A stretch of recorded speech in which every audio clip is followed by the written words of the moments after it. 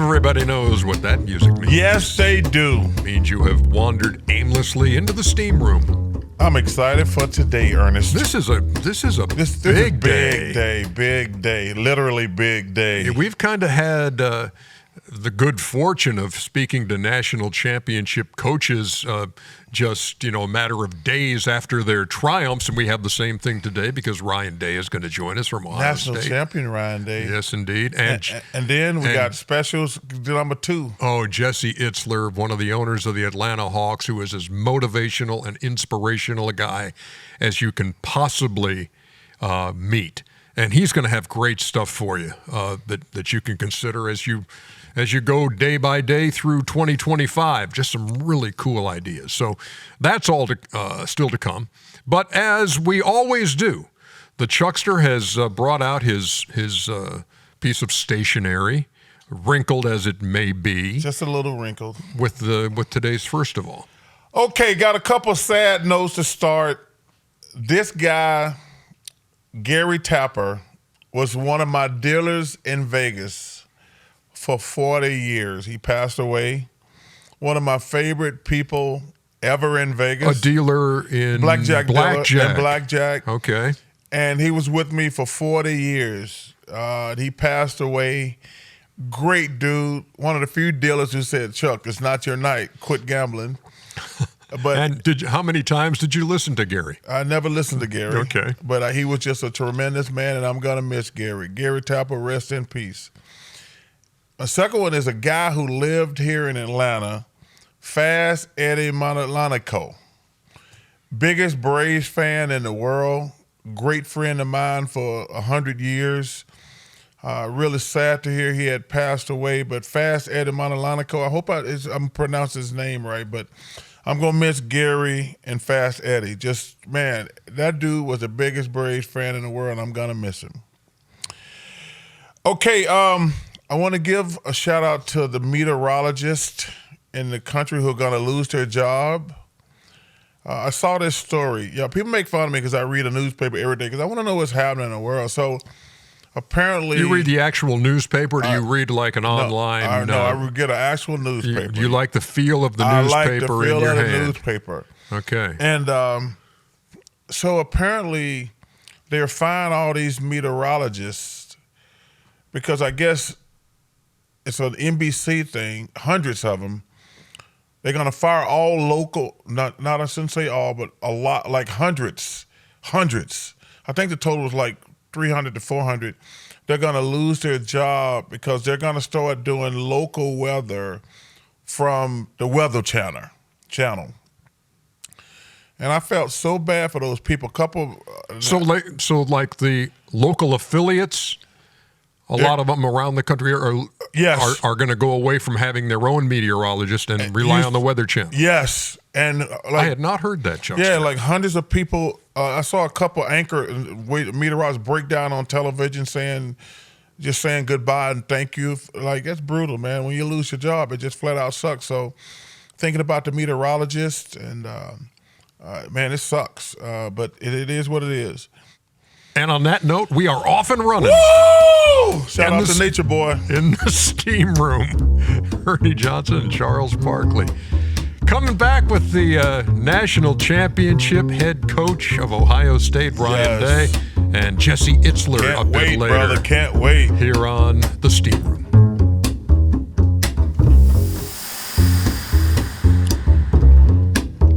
We are back here inside the steam room. This is pretty cool and special right now. You know what? Because we have had a bunch of coaches who have won national championships join us on the steam room. And this is the newest member of that club. That was a heck of a game to watch on Monday night. It was right here in Atlanta as Ohio State won it. Ryan Day is their head coach.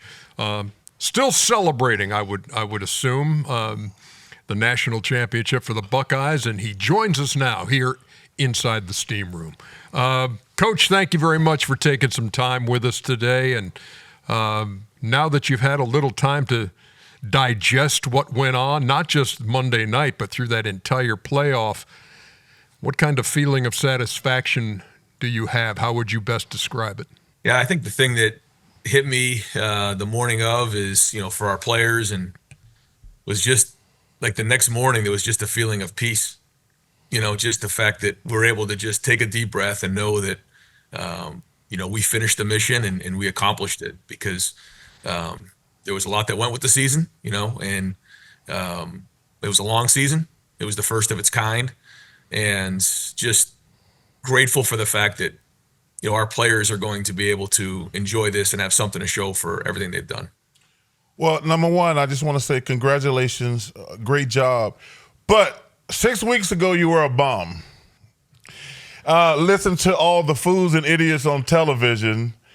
Like, how did your family? I mean, because we always tell people, like, well, guys like that, I don't watch television, I don't read the newspaper, but you have a beautiful family. How does your family handle all the BS going on behind the scenes? Because, as the leader of your family, there's a bunch of fools and idiots on television saying things. I'm pretty sure the radio in that area was going crazy. How did you handle the last 6 weeks for your family? It's one thing when it's you. It's another thing when, like you said, it's your family. And, we're really the first family that's had, my son's in high school, my daughters are in middle school.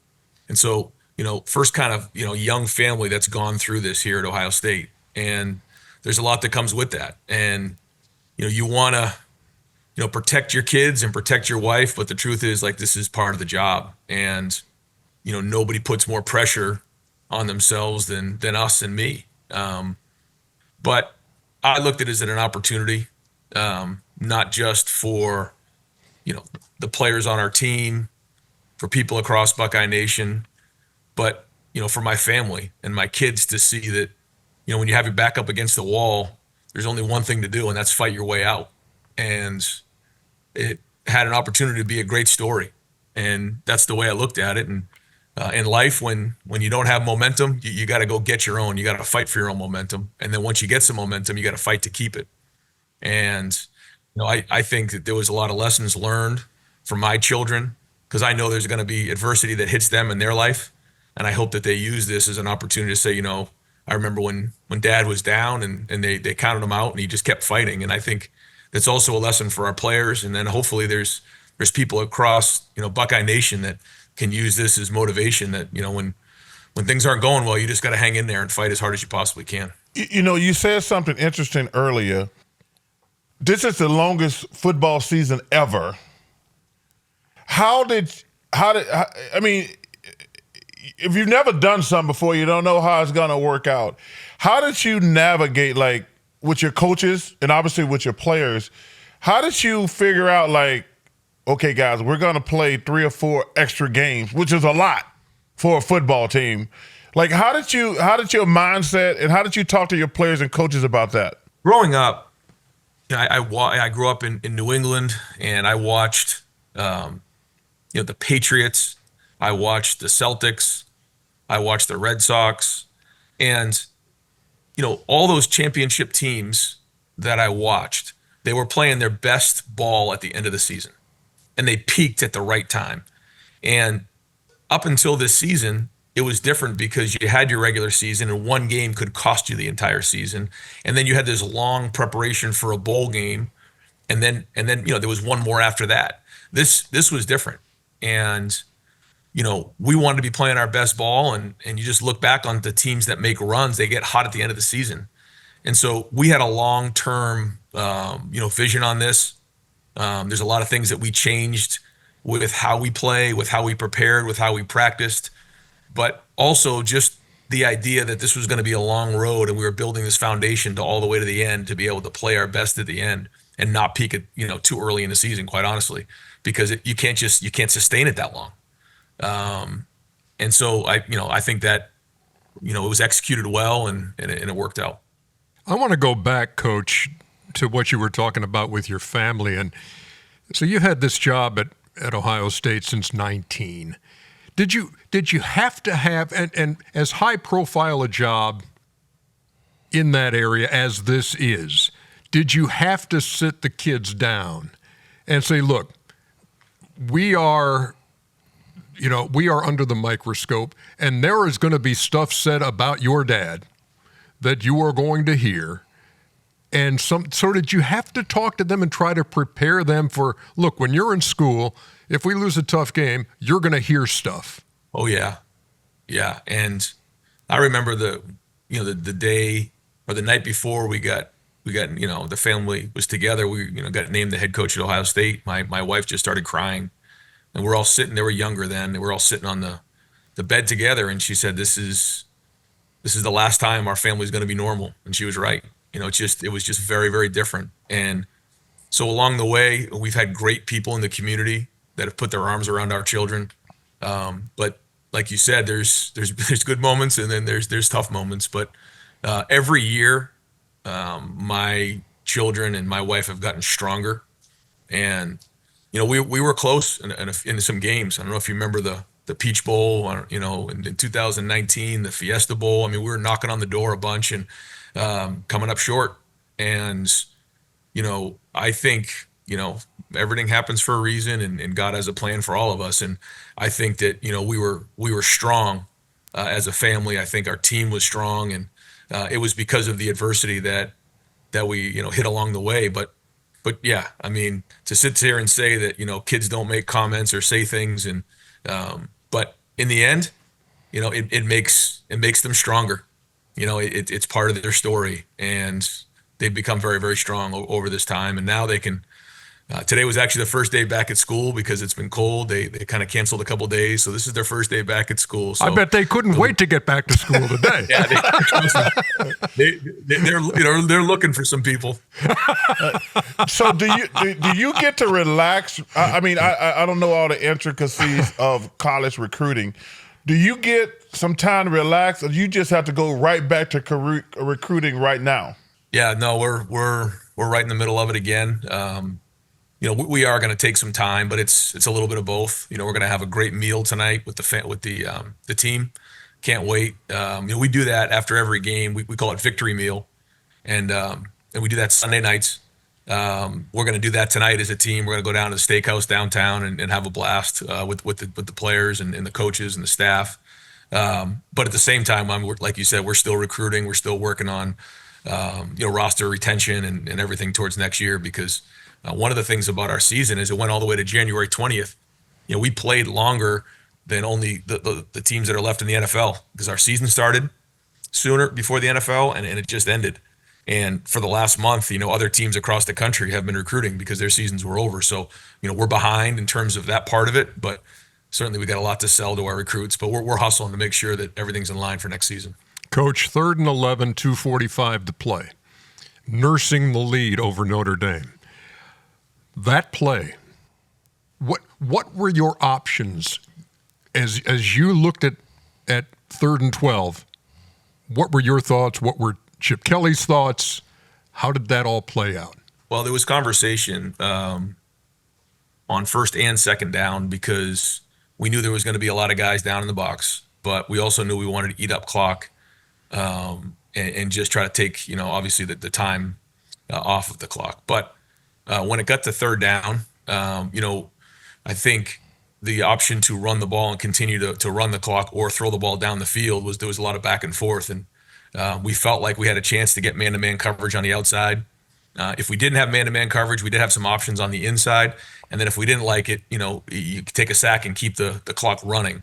When we broke the huddle and saw we had one-on-one on the outside, it's something that we spent a lot of time on leading up to that game, with the exact technique that the corner was playing, with the exact split. I mean, there was a lot that went into that. And, we throw that ball 42 yards, what we call the red line. And we worked hard on that, during this playoff run. And that was it. We called it. We got the one-on-one on the outside, and the guys executed it. So when did Will know what the play exactly was? I mean, in the huddle, he's still waiting on word. We're going to see what kind of defense they're in right here. Yeah. So called the play and said, listen, you got one-on-one on the outside. You're going over here. If not, then you got to work the inside. Just kind of tell them that as we run out in the field. But there's actually a great still photo of that ball in the air from the sideline, and you can see the faces of everybody on the sideline. It's amazing. Like just the emotions and the look in everybody's eye to know that if this ball's caught, you're going to win a national championship. And if you look behind, you can see my son standing on the bench with his hands over his head, just like this. And, you can see, and I asked him, I said, what were you thinking there? And he said, I couldn't believe how open he was. And I was just afraid he was going to overthrow him. And I knew if he caught it, we were national champs. It was a great moment in time that was captured. You know, Coach, back in my day, Penn State was known as linebacker U. Now, Ohio, first of all, I hate Clark Kellogg. And Easy now. No, I do, because he always say the Ohio State University. That's what everybody there says. It drives me crazy when they say that. But the point I was going to make, you guys have become wide receiver university. What has happened that made every great wide receiver want to go to Ohio State? Well, I say it all the time. When you're an assistant coach at Ohio State, it should be your position you. So, when I first got here in 2017, I wanted to be quarterback you because that's what I was coaching. And, it was JT Barrett, and then it was Dwayne Haskins, and then it was Justin Fields, CJ Stroud, and now it's continued. But what Brian Hartline's done is he's made a wide receiver you because, he's recruited at a high level. I think the quarterback and the wide receiver play goes hand in hand. But ultimately it comes down to the guys on the field and the legacy that those guys, recruit each other and hand it down. And, it's been fun to watch. And they continually work to get better. They're unselfish. And a big part of it is, the day-to-day development of going against the best, DBs in the country. And, I feel like it should be like that at every position, though, when you're at Ohio State. You're going to get asked this question. We've heard rumors before. NFL. I know you got arguably the best job in the country, not just because you won. It's still one of the 3 or 4 greatest programs ever. But there's going to be like Ryan Day to the NFL. You've heard the rumors. I know you have. Is that something you're like, okay, maybe down the line I would consider? Yeah, I would never want to, say I would never consider it because you just don't know how things, can change. I was in the NFL for 2 years and had a great experience there. And it's a great league. But right now, the impact that we can make on young people is to me more impactful in college. And that's just kind of, why I got into this game was to do that. And that's what I want to do. And, there's, Woody Hayes is, the last one to win multiple national championships at Ohio State. And that's something that, I've now kind of set for myself is to be, the next head coach to win multiple national championships at Ohio State. And there's still a lot more to be done. And I also feel like this position can make a lot of impact throughout the country and throughout the state of Ohio. And I want to continue to do that with my family through different, charities. And I think, every year I've learned more and more what that is and what we can do. And so I love it here and I want to stay as long as they'll have me. Coach, there is such a fraternity and a network in the coaching ranks. And to see you and Chip Kelly, I mean, you played for him. You coached with him in San Francisco. Now he's with you at Ohio State. When you won that thing and you spent face-to-face time with him, what was said? It was just joy. It was just joy. I mean, we spent so much time together. That's the best way I can explain it. It was just joy. That we climbed ourselves out of this hole, and we did it. And he was a big part of that, huge part of it. And I'm forever grateful for what he's done for me and my family in this profession, but also what he did to help this season. You said something earlier about your wife the night before you took the job. She says, our life is never going to be the same again. How does she get that knowledge and wisdom to know once you took this job, y'all life was never going to be the same again? She's a coach's daughter, and she grew up in this profession, and She's got a great awareness, understands what the stakes are, understands people, understands situations, and she's always behind the scenes. She's very, very private. But growing up as a coach's daughter, she was very, understanding of what we were about to jump into. And but she's gotten stronger. She's had to be strong for our children every year. Gotten just better at handling all this because there's nothing that can prepare you for this job. Is it true, Coach, that you and Nina, your wife, were teammates on a T-ball team? We were, 6 years old, same T-ball team. She was better than I was. She has a twin sister, and then I took her to her junior prom, and she played basketball in college, and then transferred to the school I was at, and that's when we started started dating, and the rest is history. Who has been the biggest influence? Number one, who's the first person put in your mind to think about coaching, and who's been the biggest coaching influence in your life?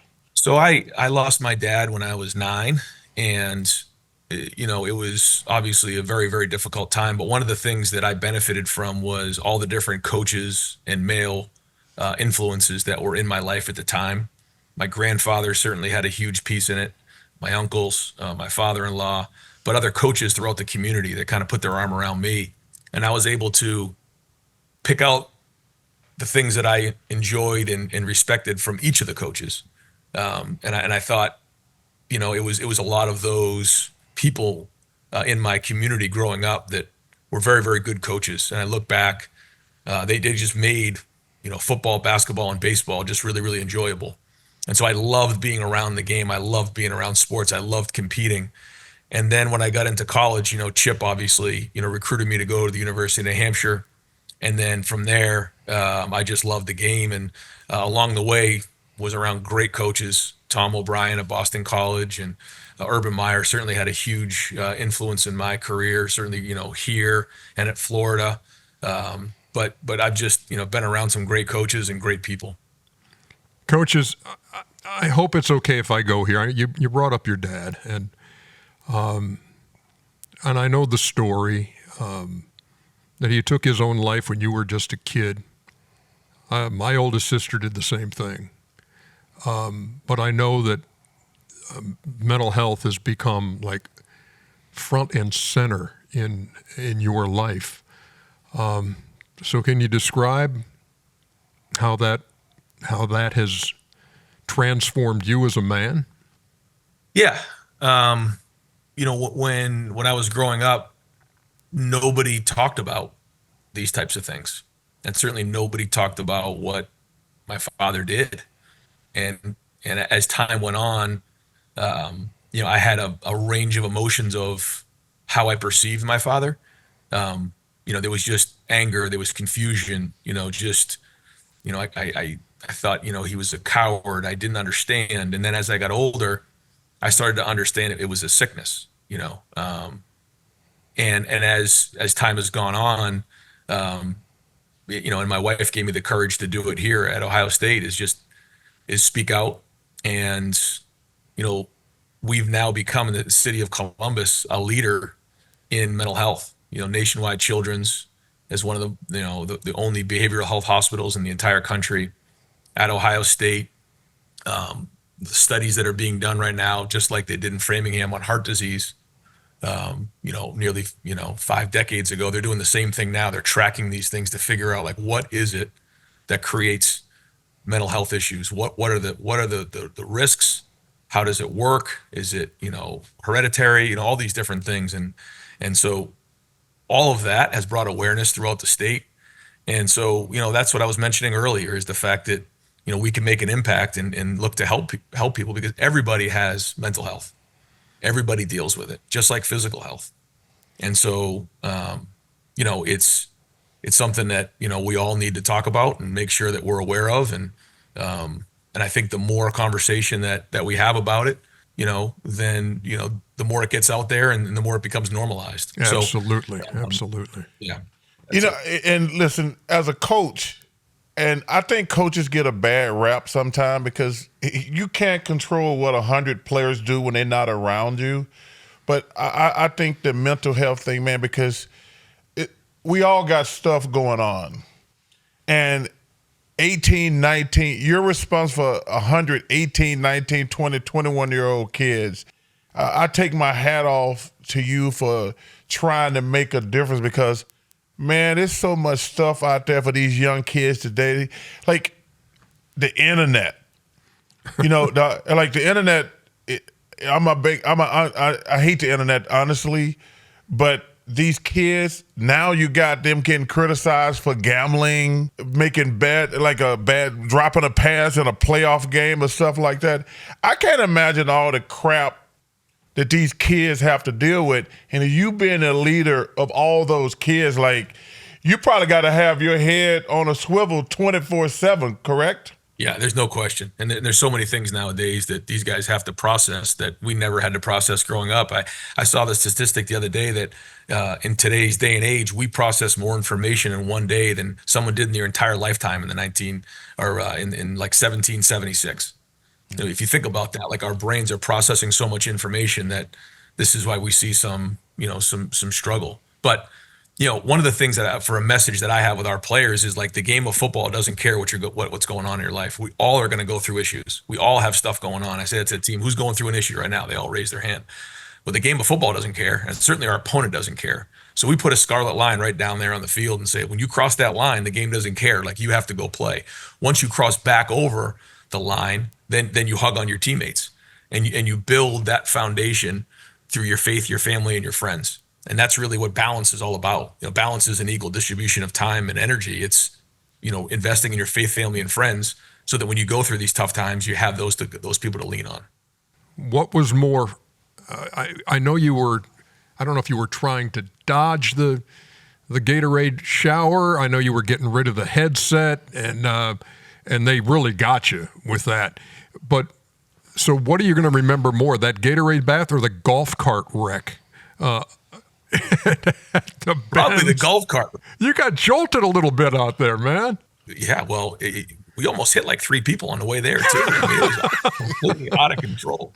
That was just the end of it. Thank you. Did you see it, The Chuck? good thing my leg wasn't out of the cart. That was hilarious, I've got to admit. Hey, I guess that wall just came out of nowhere. Yeah. So I always finish up. I have this perception of somebody like yourself. I've asked this to Coach Saban. I've asked this to Coach Belichick. You've asked it to everybody. Yeah. On the weekend, are you the king of the grill and nobody can touch your grill? Oh, yeah. Yeah, no, nobody touches the grill. Yeah, we just got a new one, and that's it. The kids can't come near it, and I love working the grill. It's just time for me. I put a little music on, get a cigar going, beer maybe, and then that's it. What's on the playlist when you're at the grill? It's a mix. It's a mix. It's a mix of a little bit of country, but then like some Motown and a little bit of Sam Cooke and a couple other guys, and it's a mix. Oh, let us know next time you're cooking out. We'll be there. Hey, Coach, number one, congratulations. I'm so happy for you because, man, I love my job and I hate my job at the same time. I try not to never be one of those take guys where you're like, well, he's got to go if this happens, this happens. I'm like, it's so unfair the way our job is structured. But I'm just happy for you and your family. I know Clark Kellogg is going to be so annoying. Him and Mike Doss, they're going to be so annoying for forever. But congratulations to you and your family and the entire Buckeye Nation. Yeah, thank you, Charles. Much respect, and it's an honor to be on here. And certainly, I'm excited for our players more than anything, though. The fact that, in the same way, they had to block out all that noise. And so to see them now have something to show for it is why we got into this. But no, it's an honor to be on here, guys. And again, much respect. Coach Ryan Day of the national champion, the Ohio State University. Clark Kellogg, I got to hear that. Oh, my God, it's going to be a long year in March Madness. Have a good time recruiting during this off season. Have a great time at that dinner too. It's gonna be a fun dinner. Ooh, man. Yes. We're gonna have some fun. Downright, we're gonna have some fun. Thanks, Coach. All right, guys. Take care.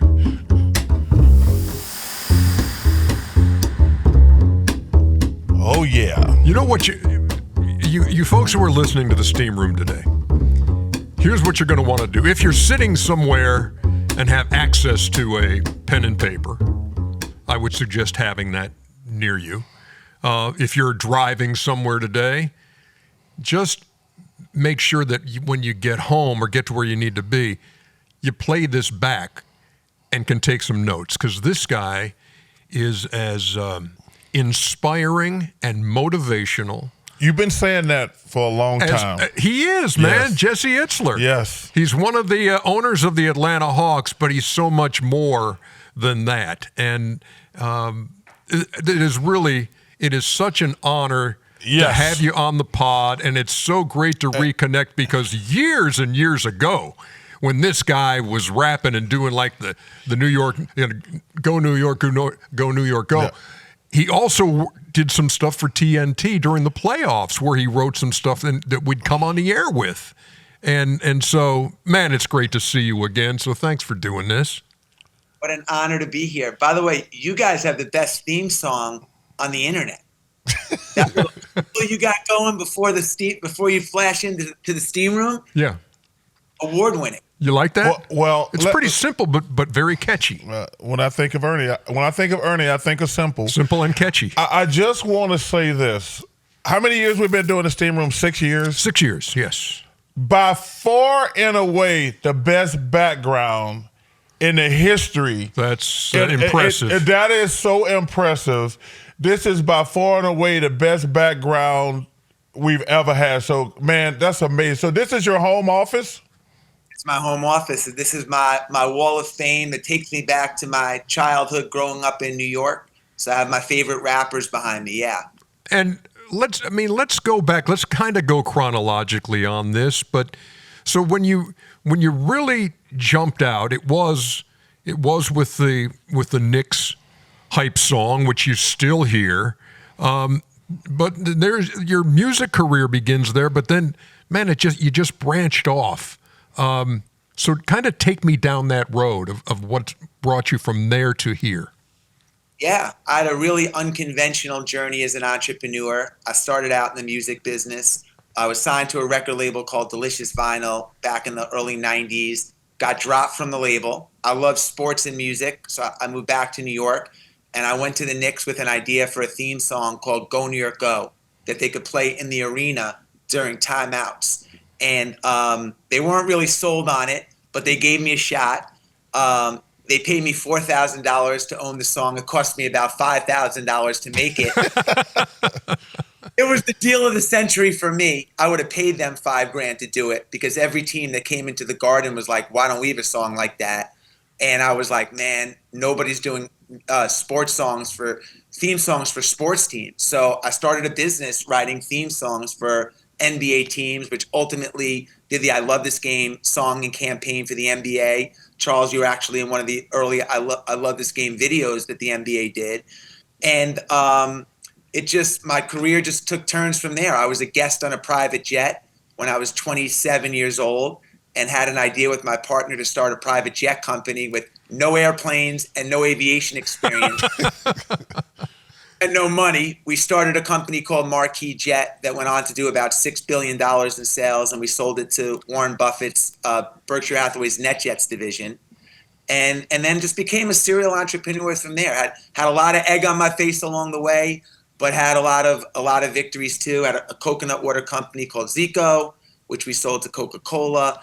But my start, Ernie, started from you, man. I got to give you a lot of credit and your team. Charles, you were playing at the time, but the TNT and TBS were covering the playoffs, and they wanted to do a Monday Night Football style opener in 1995 that would kind of be like a rap recap of the games before. And somehow I got an invitation to be the guy to write those, and Ernie held my hand, man, the whole time. And it was amazing. And I was on air for about 40 days, and I moved to Atlanta to do it. And every night we would come on the air for those playoff games and let's set the table here with Jesse James. And there it was. It was awesome. Funny story about that, if you don't mind. When they asked me how much money I wanted to make to do that, and I didn't have a lawyer. Like, my dad owned a plumbing supply house. I didn't know where to start on that. Well, I'm like, well, how many nights did you guys say it's going to be? They're like, you're going to do 40. And I'm like, man, they got to pay me like 50 grand a night. Like, it's going to be, what am I going to, $2 million, whatever. And then they came back and they're like, well, it'll be about $7,000 if you want to do it. And T-shirts. Yeah, I said, I had a guy that was helping me, like, ask them if they throw in a bicycle so I could ride my bike from the hotel to Studio C. And they're like, yeah, we'll throw in a bike. I'm like, done deal. I'll see you in Atlanta. Oh, that's tremendous. So, growing up in New York, who gave you the rap bug?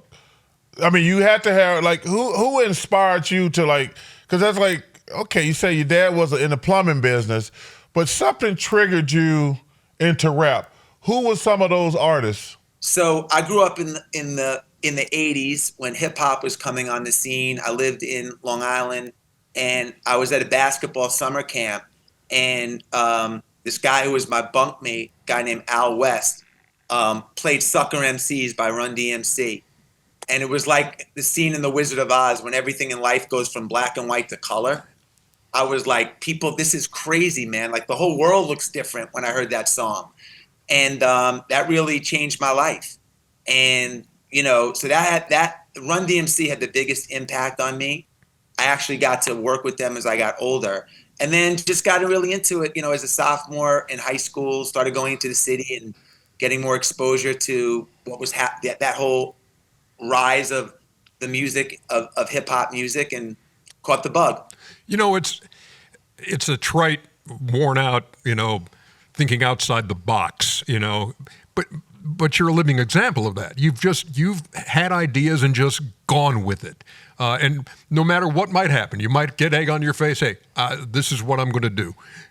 You've written a couple of books. One of those, Living with a Seal, 31 Days Training with the Toughest Man on the Planet, and also Living with the Monks, turning off your phone. Turning off the phone taught me about happiness, gratitude, and focus. Take me inside both of those books. Tell me, how has that formed the person you are right now? First, with working out with a SEAL, what did that do for you physically and mentally? Well, the way that book came about, I lived with a guy named David Goggins, who's quite popular now. He was an active Navy SEAL at the time, and I had met him. Like most of the things as an entrepreneur, most of the things that had the biggest impact on your life aren't in your business plan. They're just opportunities that emerge, and you take advantage of them when they emerge. You put yourself in situations where you can get lucky, and that's what I did. I was at an endurance 100-mile race. I was an endurance runner at the time, running a 100-mile race, and I saw a black guy, about 285 pounds, just jacked up, running this race. And because of his weight, he had broken all the bones in both of his feet and basically had kidney failure. When he was running, he was peeing blood. And I watched him at mile 75 duct tape his feet, get up out of the chair, and run another 25 miles with these injuries to get to his goal. And I was like, I got to meet him. Whatever secret sauce he has that got him out of that chair, I want to meet him. So I cold called him. I'm a big believer in, like, creating your own opportunities. And he said, I'll give you 15 minutes if you come out tomorrow. And I flew out to see him. I was in New York. He lived in San Diego. And I realized I'd never get the secret sauce over a lunch meeting. And I just ultimately had asked him if he'd come live with my wife and myself for a month. And I went through this 1 month of living with them. And literally about 5 years later, I wrote a book about that journey that became a New York Times bestseller. And, they always say, guys, you want to surround yourself with like-minded people, and that's true. But I've always found that I've learned the most from people that aren't like me. They're experts in fields that I'm really interested in that give me an insight that I never knew. And we had completely different backgrounds, culture, upbringing, but it was an incredible experience. And the same thing with the monks. I lived on a monastery with 8 monks that had been there for 50 years and wrote about the experiences that I learned, living on this monastery with them. Number one, all the stuff you're talking about, you sound crazy because like you're like, let me try this Navy SEAL stuff. Let me try this monk stuff. Like, number one, it's amazing. What would you say? I'm gonna go back to your business ventures. Out of all your business ventures, Ernie gave a little Cliff Note version. Which one surprised you the most? That you're like, okay, I'm gonna try this, and then it just exploded. Out of all your business ventures, which one surprised you the most? Well, what's interesting is, in I've had 5 different companies that I've sold, and again, a lot of egg on my face. But I never had any experience in any of those. I had no music experience. I had no experience in aviation, beverage, or whatever. And for a lot of people listening that want to be an entrepreneur or even are an entrepreneur, that could be like, to me, that's the greatest gift because it guaranteed that I would have different results from everybody else. I always tell people, if nobody taught you how to do your job, how would you do it? If you ripped up the playbook everybody in podcasting was using for the last 10 years, if you ripped up the playbook in broadcasting everyone's been using for the last, how would you do it? How would you talk to your audience? How would you talk to your customers? So because I had no business background, everything I did was like different. My packaging was different.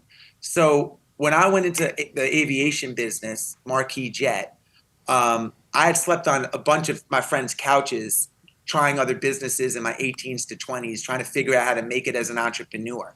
I had no expectations of success at all. To me, like having my own apartment would be like massive success. The biggest surprise to me was how quickly we were able to scale and grow Marquis Jet. And, everybody listening here is one idea or one meeting or one referral away from changing the trajectory of your life. Charles, to answer your question, like we had an idea, we put it out there, and we got that one big break. We got on an early episode of The Apprentice, episode number 2, and it just changed the trajectory of our business. So that to me was the biggest surprise because that company went on to do over $5 billion in sales. I was a kiddie pool attendant 6 years before that. So, like that by far had the biggest impact on my life. What's crazy? I used to use Marquis Jets back in the day. When he said that, I said, man, I used to fly Marquis Jets all the time. I don't fly private a lot. I probably fly private 5 times a year, but I use Shaq's guy now. But back in the day, I used Marquis. I mean, and it's so funny. Like, wow, he owned that company from the beginning, which is crazy. You've become such a voice of influence, Jesse. I don't know if you ever saw that coming as part of your plan, but I know you're big on winning habits. That you're big on focusing on a word that's going to drive you in the course of a year. My daughter is in love with you. Maggie's been married 12 years, but she tells me several months ago, oh, I'm going to a race. I'm going to the Running Man race. Me and Cassie Bro, my friend, my coach friend, we're going to go up there. Jesse Itzler puts it on. He's awesome. And I'm like, I said, I know Jesse Itzler, and Jesse and I go back a long way. I said, well, how did you get hooked up? And he says, he's phenomenal. And so she loves hearing you speak. She loves your message. She loves the inspiration and the motivation that you give folks. Is that something you always knew you had in you, Jesse, or did you develop that? I don't look at myself like that, Ernie. So first of all, thank you and thank your daughter for that. I remember seeing her at Running Man and she crushed it. I've been in, as an entrepreneur, I've been in multiple businesses that I had no experience in, and everything from music to aviation to beverage to endurance stuff and stuff like this. And the more you experience, I always found the more you have to offer, And so I feel like I've had a very unique journey. And I think that people can relate to that. And I can just share stories from my own perspective. I only speak from, stuff that I've experienced. So I can share best practices of what's worked through that, but also things that to avoid. And I think that a lot of people are looking for that kind of advice, because who wants to make mistakes that you can avoid? And everybody wants to get from A to B the fastest. So if you can provide, insight into that helps people are going to listen. Ernie kind of glossed over his Maggie. Like, she's a special. I never gloss over Maggie. He didn't say she's a special ed teacher. I have an affinity for teachers. I think they're the most amazing people in the world. But also, I got much love for his daughter being a special ed teacher, because that takes teaching to a whole nother level.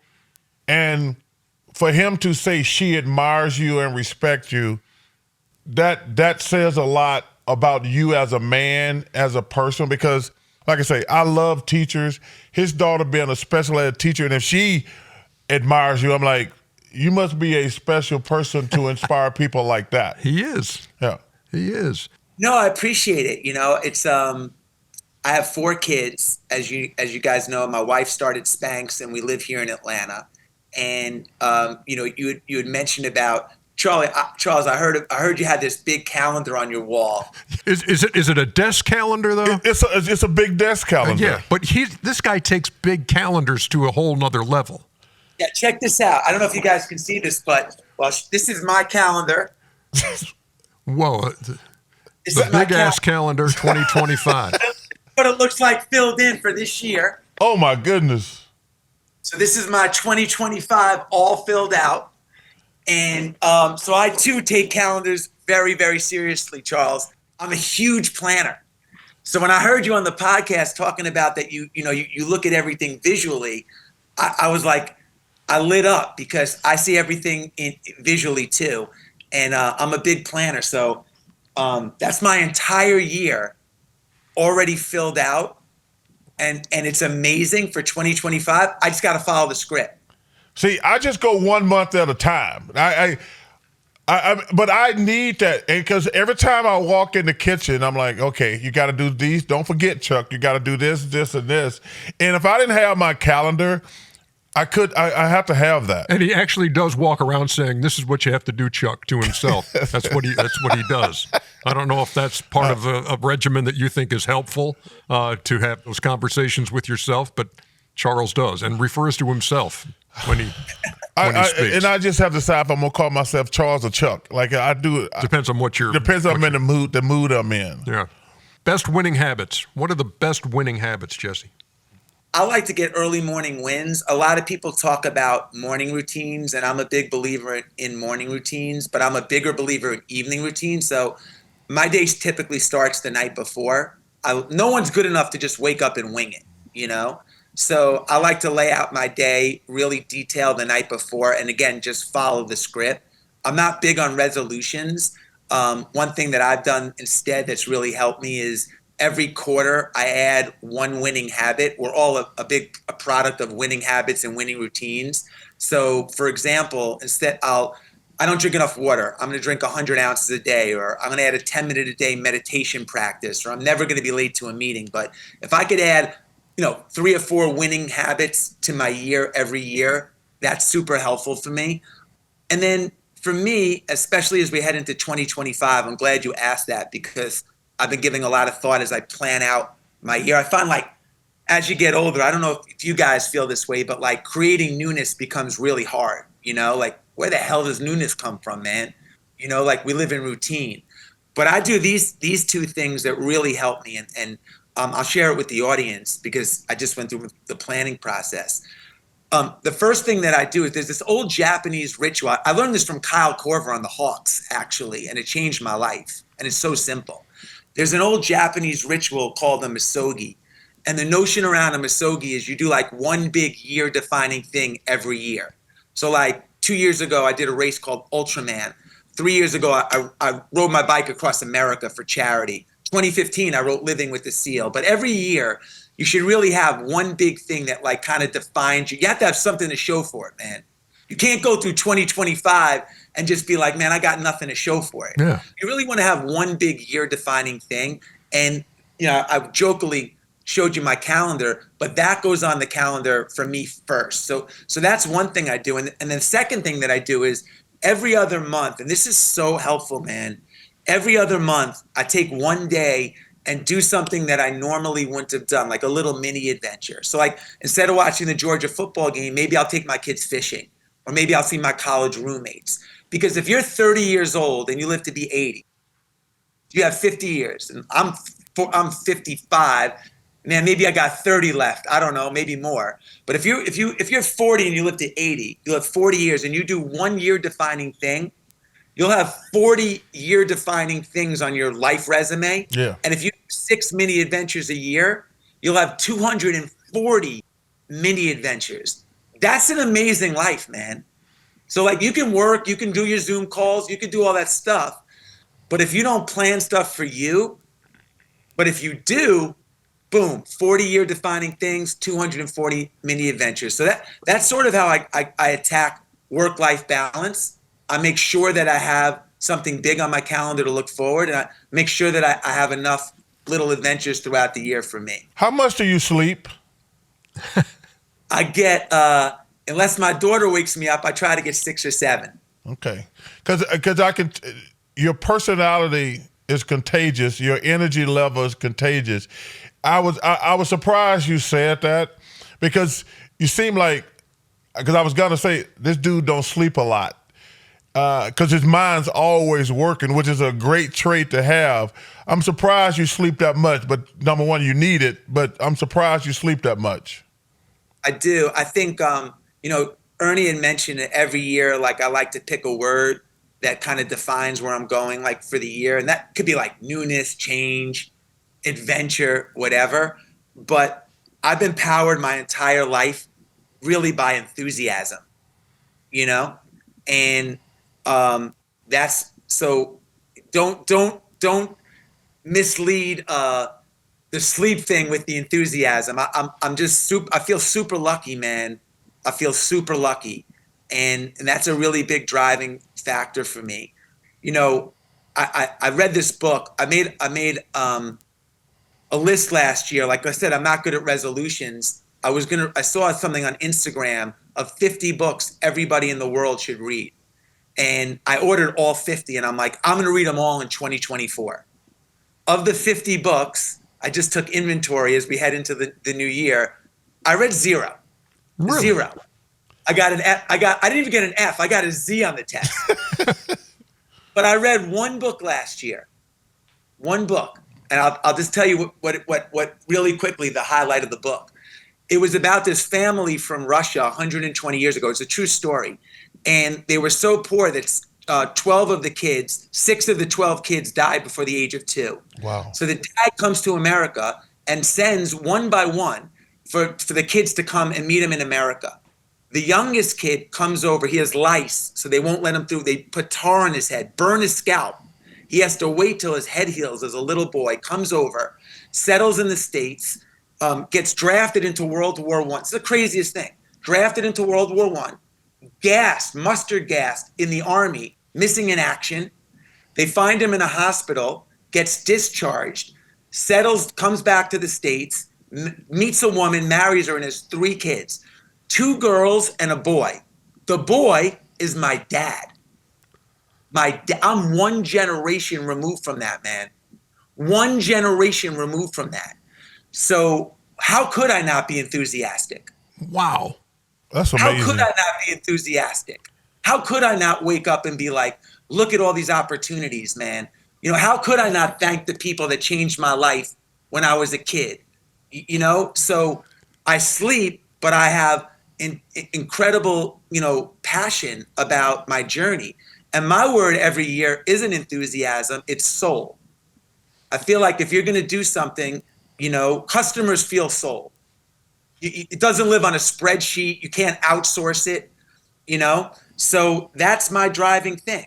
And, talking about those businesses in the beginning of the podcast, man, they were powered by soul, and people felt it. And they knew I wasn't the smartest. They knew maybe Marquis Jet Charles wasn't the best, but you flew with us because you felt something in the process of making that decision of how you wanted to move around. And that came from passion, enthusiasm, and soul from the journey, which stems from the journey of my grandfather and my father. Wow. That's amazing. That is amazing. What's the name of the book, by the way? It's a book that I found I didn't even know existed, that my grandfather wrote in 1974, and I found it in a safe when my parents died. Wow. That's amazing. So you say you have 4 kids. Yeah. What's the number one hopes, dreams that you want to pass on for your kids? The number one thing, I mean, it sounds like your passion, your energy and things, but what's the number one thing you want to instill in your kids?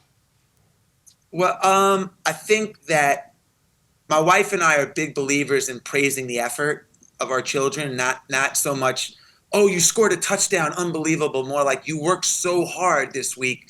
It's fun to watch you, put so much effort into the games. It's really paying off. We praise the effort. So I think to that point, the number one thing is just like reaching their potential.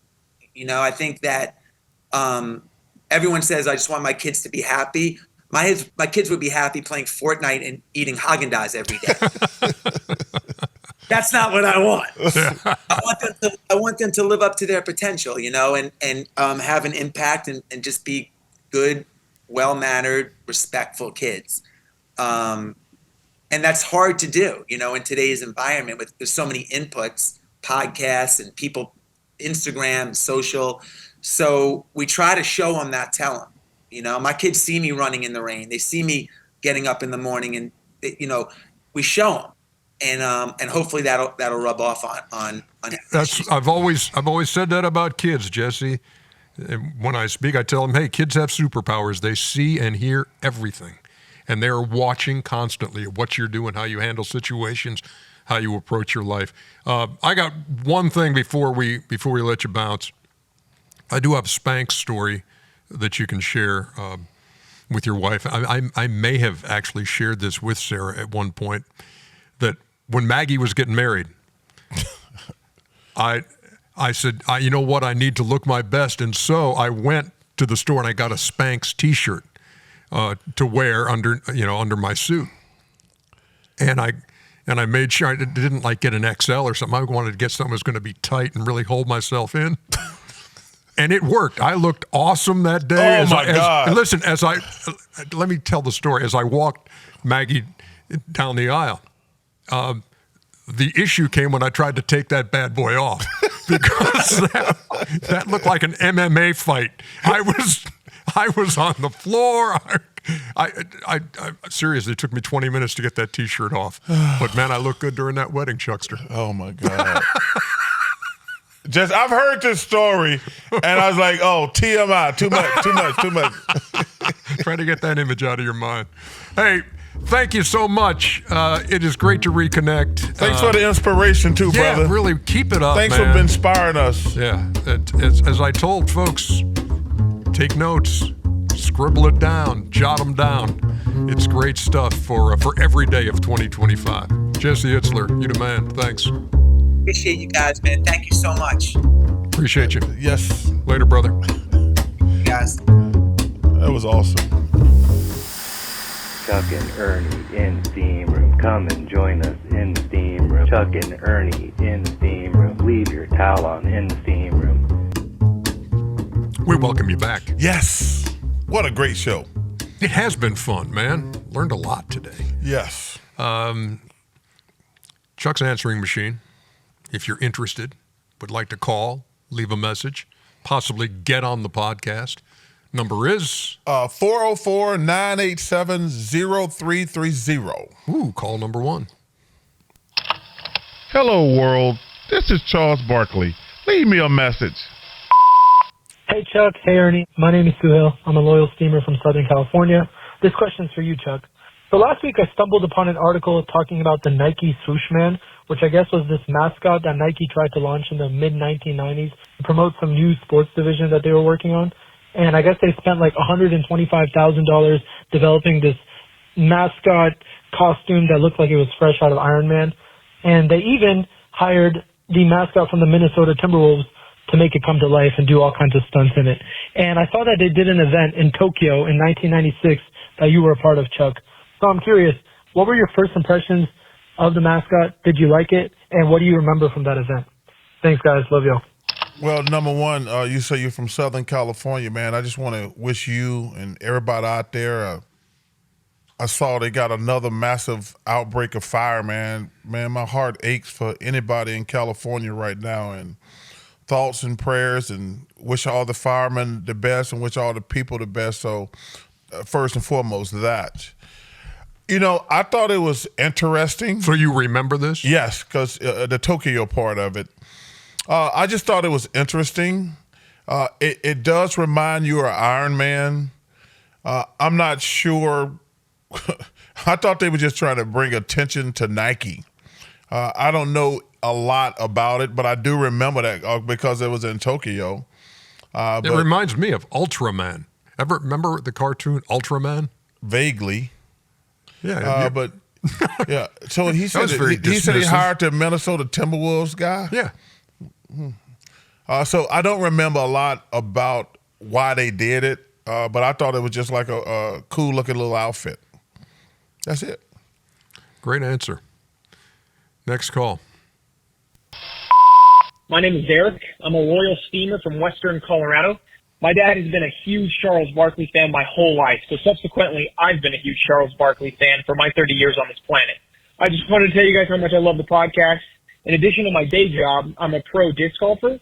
The concepts of disc golf and regular golf are very similar, and it's now a part of my pre-tournament ritual to listen to the first 20 minutes of the episode with Blake Griffin. I love your guys' view and take on the game of golf, and just listening to that has helped me drastically improve my game. Thanks for everything you guys do. Love the podcast. Bye. Oh, Appreciate man, that's that. pretty cool. You ever played disc golf? I have not. You ever thrown a Frisbee? Of course I have. Okay. I don't know. I never assume anything with you. Okay, number one, thank you for the kind words, man, and thank you, Grant. He said his dad, right? Yep. Okay, thank you, Dad, for being a fan, and thank you for being a huge fan. Man, Blake is awesome. You know, I've just actually gotten to know Blake in the last year, and he's a good dude. And man, he feels the way everybody who plays golf is. It's the most addictive thing I've ever done in my life, even basketball. Like, I love to play basketball, but sometimes you're like, I need a break from basketball. I'm talking about even back in my day. I could play golf every day. It's the most addicting thing I've ever done. I mean, I'm like, okay, we're going to play golf. Like, during the summer, I play golf pretty much 4 straight months every day when we're on sabbatical. Like, I literally Is that get what up. you refer to our vacation, our off season, as a sabbatical? Well, I just said that in the heat of the moment. Yeah. I don't know if I've ever heard you use the word sabbatical. I don't think I've ever used it before, to be honest with you. It was very effective. But I play golf every day during the summer. I love it. I never get enough. I don't care how hot it is. I'm going to play golf. I love it. Next call. Hello, this is Gary from New York, Long Island. What's up, Ernie? Big Steamer here. And the other day I actually listened to the steam room in my steam room. I had brought a steam room, hooked it up in my basement, listened to the show, and I was just wondering, do you have any rituals you do before you go into the steam room, after you go into the steam room? What do you wear in the steam room? Do you use any oils like eucalyptus or peppermint? I just started doing it a little while ago, and it actually feels good, but I get super tired afterwards. How long do you stay in there? Basically, what's your steam routine, Charles? I love the steam room. I used to, after games, I used to go in there for 10, 15 minutes just to decompress, think about the mistakes I made in the game, what I would have did different. You talk to the press, then I just sit in there for 15 minutes. Do you prefer a steam or a sauna? Steam. Okay. I'm not a big sauna guy. I like the steam, especially if you're fighting it a little bit. Yeah. You need to get all that up your nose. That's But good. just a towel. I'm not an animal. You can't get in the steam room naked. What if you're by yourself? You still can't get in the steam room naked. You have to wear a towel. Well, on our steam room, obviously. Yeah. Oh, yes. So we tell the But guests. If when I was if I'm at a health club, if a guy, you got to have a towel. Come on, man. But didn't you say you used to exercise in the steam room? I do sit-ups. I still do sit-ups in the steam room. I mean, because you're just sitting there melting, so I do sit-ups. How you think I got this washboard abs? Okay, that's a bad example. No, but I always do sit-ups. I'll sit there and relax. But now if I do it, I probably do 30 minutes now. But back in my day after games, I would do like 10, 15 minutes. Great. Yeah. I don't worry too much about like if I'm at a public place, they do the eucalyptus, but I don't normally. Okay. We had a call from Carrie who asked that we shout out her dad, Rick, who was a huge steamer and was going in for heart surgery. Okay. And so, Rick, we hope all goes well. Number one, good luck, Rick, with your surgery. Bless you and your family, and thanks for being a loyal steamer, you guys. But man, good luck with your surgery. Yep, exactly. Good for the soul. EJ is good for the soul. I think that would be a great way to end the show. Love that idea. Good idea, Ernie. A toast to my big brother George, the richest man in town. Good for the soul today. I'm just going to keep this short and sweet because I was thinking about it as I was driving in today. It's this pod. It's 6 years of doing this thing with you. It's sitting here not having to talk hoop. Yeah. Just kind of talking about life. Yeah. For an hour and a half and listening to folks who call your machine, having the opportunity to talk to some of the coolest people in the world. Yes. For a half hour and get into stuff that you wouldn't get into with with 5-minute sound bites and things like that. So to be able to sit here and talk to Ryan Day and hear about how tough it was on his family after the loss to Michigan. Yeah. And the conversations he would have with his kids and his wife saying, our lives have changed. We'll never be the same now that you took this job. For her to have that awareness, because most people don't understand. I always tell people this, like when I'm with my regular friends, they're like, yo, man, this your life every day? I said, dude, this is my life every day. They're like, is it worth it? I says, it's definitely worth it, but it's a lot. And because trying to explain being famous to a normal person is kind of like Chinese. They're like, no, man, you can't understand it. Like, only Ryan Day and his family, the coach at Alabama, probably Georgia, maybe Tennessee, maybe Auburn. Like, there's very few people who gonna have a job under the amount of stress and pressure. Like, Ryan Day is one of the few people in the world who's gonna, the coach at Kentucky basketball, the coach at UCLA, the coach at Kansas. Like, there's very few people ever gonna know the pressure and all the BS that goes with a job that important and significant to the fan base. Yeah. So learning the life lessons from guys like that, the life advice like from Jesse today, just about planning out your year or there's got to be something in the year that makes it memorable, and every one of those years has to have that.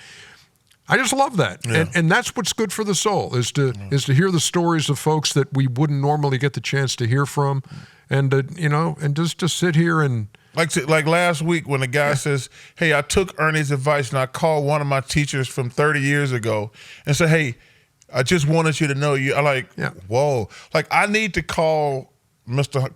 Coach Honeycutt and Coach Copeland and tell them what a huge influence they both had on my life. Yep. Coach Honeycutt and Coach Copeland, I love those two guys. They mean a lot. And I'm just lazy and procrastinating, and I should have done that by now. And by the next show, it will be you're done. going to tell me what that was like Yes. and what they said back to you. So that's good for the soul today. And that's the steam room. for this week. 6 years. 6 years. Being around you and 6 going years, strong. it seems longer. Yeah, well, and it should. And right back at you. For Charles Barkley, Ernie Johnson, thanks for stopping by, y'all. We'll see you in the steam room next time.